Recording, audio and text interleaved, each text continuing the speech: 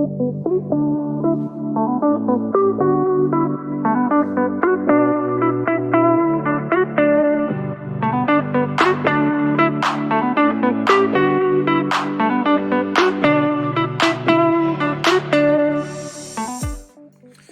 hey guys, thought you might like to have a quick look at my DIY coffee machine. This coffee machine was created pretty much with AutoCAD and laser cutting. That's really the technology that allowed it to happen.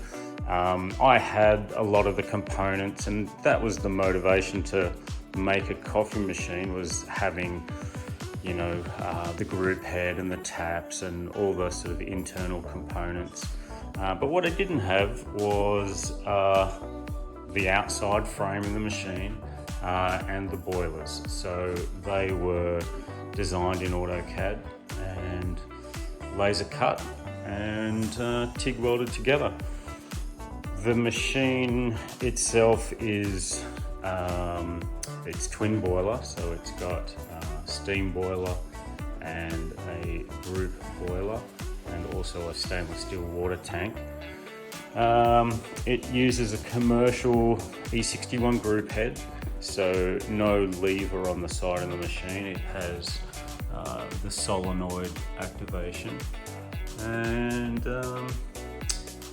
what can I tell you about it? It's a bit of an unusual design, sort of an industrial looking design. That's what I was sort of going for.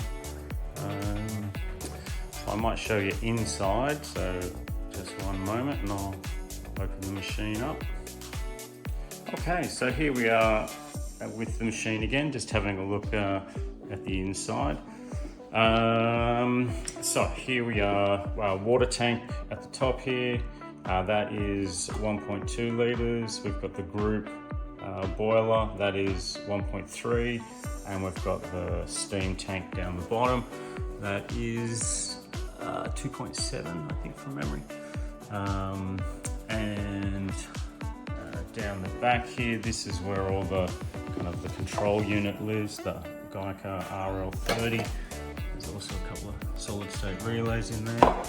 That's it's primarily a heat sink, but also just a container for it to keep it waterproof, living underneath the water tank there if there were to be any drips on it.